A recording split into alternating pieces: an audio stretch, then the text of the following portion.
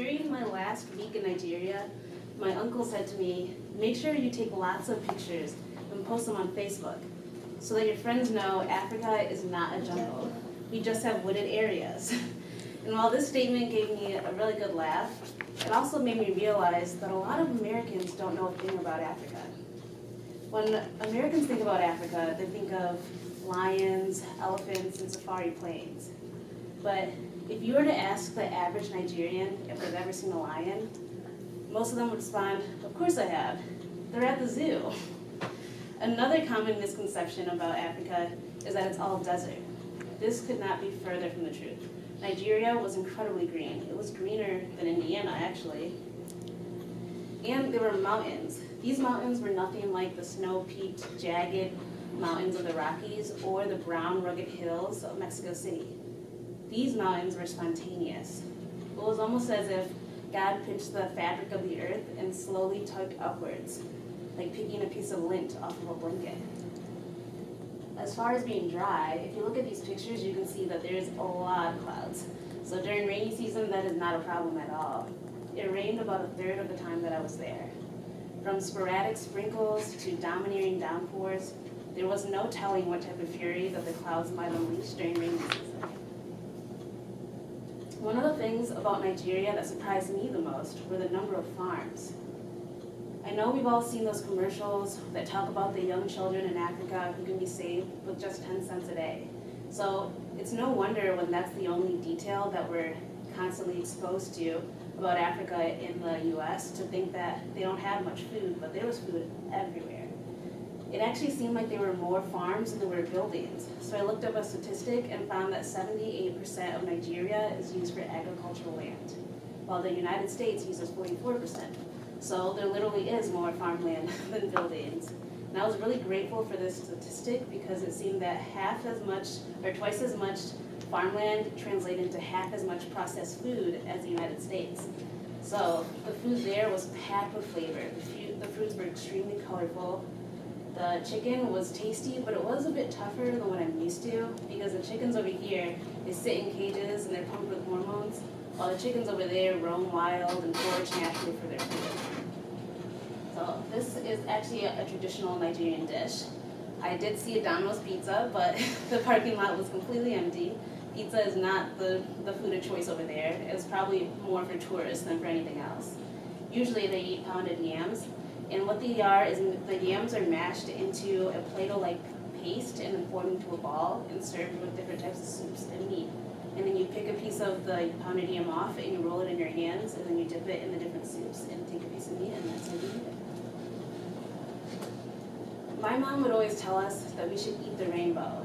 She meant that as we should try to diversify our diets with colorful and well-rounded meals. This was not difficult at all in Nigeria. They naturally eat the most colorful things. And I'm usually a pretty picky eater, but the foods were so exotic that I had no choice but to try them before I made an opinion. You really can't judge a book by its cover. With the soursop fruit, that one in the inside is white and very pulpy. It's incredibly sweet. By looking at it, I almost thought it was vegetable. And this is a traditional staple of Nigerian food, jollof rice. They just put it all in one pot and mix it together with palm oil and tomato paste, and it's delicious. This would be some examples of Nigerian fashion. Now, Western clothes are still pretty popular over there. I couldn't tell you how many Ralph Lauren polos I saw and Levi blue jeans, but the traditional attire is still a very important part of their culture. The weddings are infamous for their elaborate attire, and the women have these awesome headdresses, and they have so many multicolored fabrics. So here are some pictures of the outfits that were made for me while I was in Nigeria, and then this is me and my family at a traditional banquet, wearing our traditional garb. And the tribes have different types of colors. So our tribe, Teeb, has black and white. So you'll see a lot of people wearing black and white hats and black and white skirts and things of that nature. Now, I saw huts while I was there, but I also saw mansions. And one of the interesting things about the huts is that people think of them as primitive housing, but a lot of the people that live in those huts built those huts themselves. How many Americans do you know could go into the middle of the woods and build a sustainable home out of completely raw materials? So I thought it was really cool that a lot of the people in the villages really are engineers without having spent a single day of school, being able to build these types of homes on their own. Well, I did have some wild experiences during my time in Nigeria. I still stand by my original statement. Africa is not a jungle, and this presentation is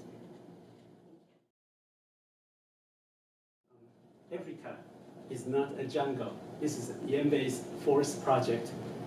And three things I like this speech. The first one is the title, because this title makes me chuckle. And I know this title is very attention-grabbing, and it points out people's misconception about Africa. So I like it very much. And then you have nice photos in your presentation, very colorful, and that shows the special character of Africa and show the variety. And it's not just a jungle or desert. They are very colorful and lots of stuff. The third thing I like you is you have a very good posture. When you stand, you don't do extra movement. Sometimes when people speak, there is a tendency of moving around, and that's unconsciously. And you didn't have that, so I think that's a very great job. And then there are a few things like you clarify people's misconception about Africa, and you describe the picture very well. You use simple words, and you use the description without jargon. And I think in one of the dishes, you also describe the ingredient and how to make it. I can feel my stomach growing hungry. Yeah. And then I think that's it. And so there's a question about how the speaker can do differently. I think you have nice posture. Next challenge for you will be you can start to get comfortable with the stage and then work your stage because you have the full space and create connection with audience. Sometimes create some eye contact. I think this is some observation I have for you. Thank you.